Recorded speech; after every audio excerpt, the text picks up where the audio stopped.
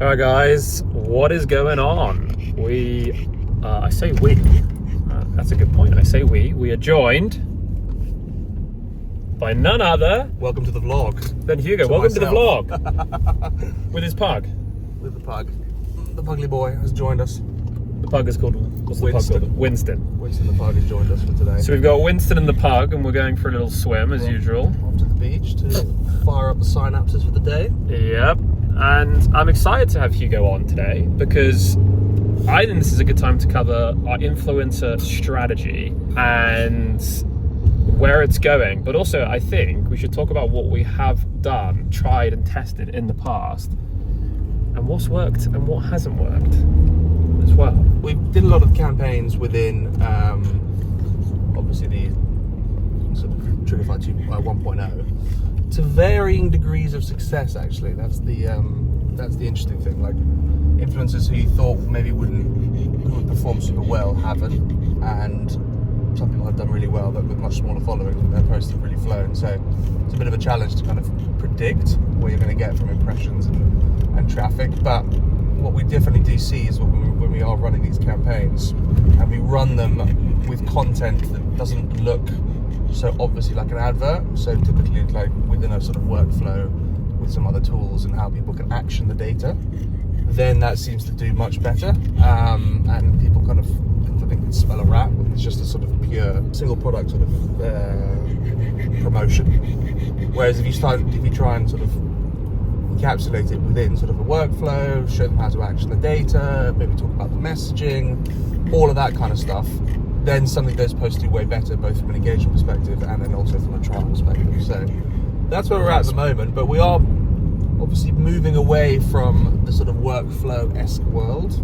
Well, we aren't. We're moving away from the sort of lead gen and kind of going more into the marketing side of things. And so the challenge now is figuring out what influencers make sense for us, and what's like who's going to get the best results, and really just trying to figure all of that out, because that's an entirely new approach.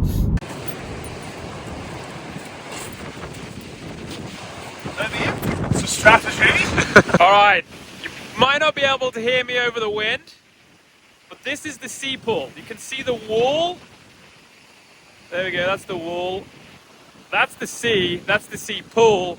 It's incredibly windy. We're going to go for a swim, and Hugo's going to discuss influencer strategy. I'm sorry, it's so windy.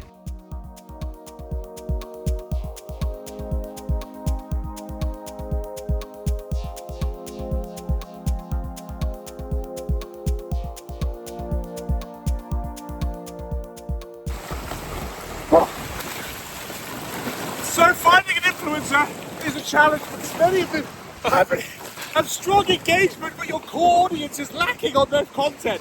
So what you need to do is monitor their profiles over an extended period of time and make sure that the audience that you're the audience that is engaging over a longer period is exactly who you want to be targeting, because you can spend a lot of money on high engagement and get no results. Thank you so much. Goodbye. I don't know if you heard a word of that, but the thesis was don't go after people that get high engagement. Go after people that have the right core audience for you, because otherwise you're going to spend a lot of money on people that just get a lot of likes with the wrong audience. Right. I was just saying, I hope you enjoyed, by the way, that little monologue of Hugo in the pool. Nice and chilly. I know we're talking about influencers, but I was thinking about like vlog ideas. And I think content strategy and what we're doing here and stuff like that is really good for SMBs. So, you know, any company from like pre-seed to maybe Series A. And then I think it gets quite hard to get into the Series B to D realm with content. Now, I think word of mouth and stuff like that will help. And it is possible, but I guess what I'm saying is harder to make like a It's harder to get through to these people quickly. I think it takes a lot longer. Yeah. Once they're at a certain level, they're not sitting there scrolling through LinkedIn. Well, some might be, but I would say a lot of them are not sort of sat there sort of consciously ingesting content on a regular basis. And So how do you kind of break through to these people? And we think events. Events is potentially one. We've done one. We did SaaStock last year.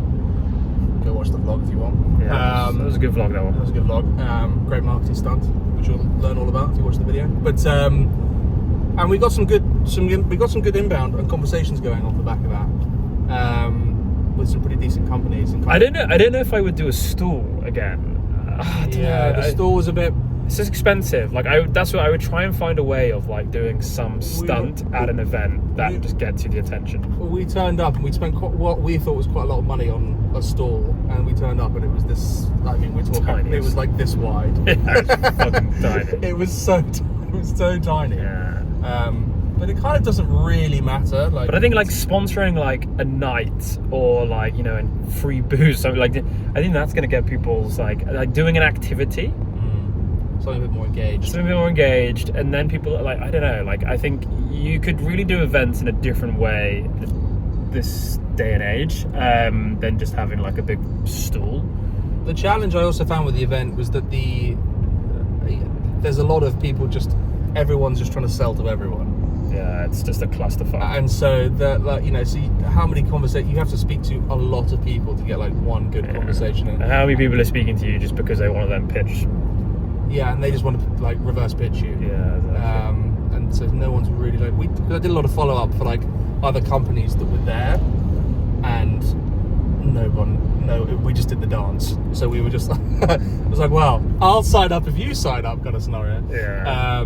You get a lot of people kind of walking around and just kind of looking and all the rest of it, but who are kind of more who you want to talk to. It's tough though, isn't it? It's tough to work out how to get in. Nothing comes easily with with the right ICP, because like we're also now marketing, but we're also product and we're also sales. So while the tool is, I think, in a way more sellable state because it's way more applicable to different departments and different solutions, it actually becomes a little bit more of a headache thinking about it. I hadn't thought about this from a marketing perspective. So we need to work out what gets traction, because if the product side gets more traction, then, you know, do you push that harder? Like, what do you push when you have like a multiple solution or multiple use case product? Yeah. Any thoughts would be welcome on that one. What do you push? Yeah, because you can't push all three. Well, you can, but you need a bigger team, and we're not that big, so. Yeah, and you want to have a scenario where you're known for doing like one thing well. Yeah. And if you spread yourself over three, suddenly you're kind of the jack of all trades. That doesn't go that deep into any one thing. Yeah. So I think that's what we've got to be super careful of with all of this. But viewers, my faithful followers who stuck through this video for the last 6 minutes, however long it's been. Piers has got some serious editing to do. Piers has got some editing to do. Give us some suggestions. What do you think we should do? How do you think we should penetrate the marketing kind of realm? What marketing strategies should we do? Maybe also how should we do it with product? We're pretty good with sales. We've made a good impact there. But how do you think we should do it with product? How do you think we should do it with marketing? Are there any strategies that we should take? We like bold strategies. So all thoughts are welcome. Up.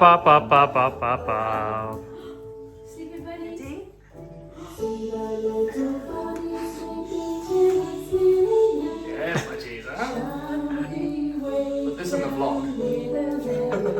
I think from a brand reputation perspective, that might be a bit challenging, but You should say thanks for the mention. yeah, but you like people and to then do it. here's the tag to check out Triggerfy or something like that. You could do a little bit more passive aggressive than. Okay, thanks for tagging at Triggerfy. So I'm going to put. I just tried to find the post. Yeah, here it is. This one, no one's even commented on it. I'm going to be the only one. God, don't do it if you're the only one. Yeah, hell yeah, baby. You could brand yourself as the angry CTO. I think that would be quite like the sales cowboy I sent you. You could just be the angry CTO. But the good news, guys. No, sorry. No, sorry. It's not good news. By the time I got back to the gym last night, I couldn't send an email, so I scheduled it for this morning, so just watch when that hits. Why are you the way that you are, Timo? Like, 10 quid off Amazon. Just get loads of angles. Marley boy. Unfortunately, I'm required to be in London, and we quite like where we live. And then me and you can pump We an can just, office. we can just outsource parenting. We could have an office halfway between here and there. Are you not sleeping with Maisie? Yeah. Yeah. Oh. But you're not though, are you? Let's go But you're and do a video before this. Chili bed. Squeeze them.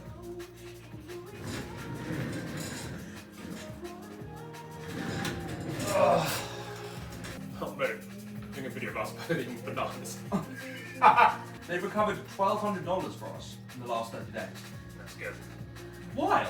Yeah, it needs to be simple. So like the 3 use case pages are sales, marketing, and product basically. And like the crux of it, right? The very high-bridged version of like value is product. You can listen to millions of posts and get user feedback at scale to shape your roadmap. Okay, and then you can obviously flesh that out. But that's like the overarching value that you get from it. Marketing is basically what I said in the vlog, right? Which is brand advocacy, competitor intelligence, and creating signals out of the noise that is social media. And then you can arm that information to the relevant departments if you want to. And then sales is obviously what we already know, which is pre-intent social data on finding people that are interested in certain topic areas, right? And that's creating the relevancy for the salesperson to reach out to. All right, so you all know this one. We've been to this beach a few times. The nice thing about working with people that you like, you can just hang out with them and families can hang out. Go to the beach and swim. Get to the beach and swim. But we were talking yesterday about influencers, and one of the questions that I thought that would be good to chat about was the campaigns that we have coming up. Yep. And how they're going to differ from the campaigns that we perhaps have done with influencers. Actually, before we do that, do you recommend people start trying to find free people to post, or go straight into paid? So there's two. We've done a bit of both. You hold the camera. Here we go. I'm going to throw the toy for the dog. So we do it with a nice setting. There we go. So we've done a bit of both when it comes to influencers. So it's been a fair amount of free exchange for the tool, and we've done paid as well. And I think what we found with campaigns that are giving customers giving the product away for free is that often these influencers will turn into customers. They're much more bought in and actually like testing the tool because they've been given that's their reward, and so they're much more bought in and actually try testing the tool, implementing it, and then potentially becoming a customer. With paid influencers, you're obviously getting higher engagement. You're getting more people like seeing who you are. The influencers themselves may not be as bought in, just because obviously it's more transactional in terms of what they're doing. But with the right influencers and paid obviously, you can get really, really good results for sure. And I think it's just a case of making sure that the audience that they have are exactly who you want. It's very easy to kind of get sucked in by influencers who have big engagement, who look quite shiny on the surface, but actually aren't really going to convert and aren't really going to give you the results that you need.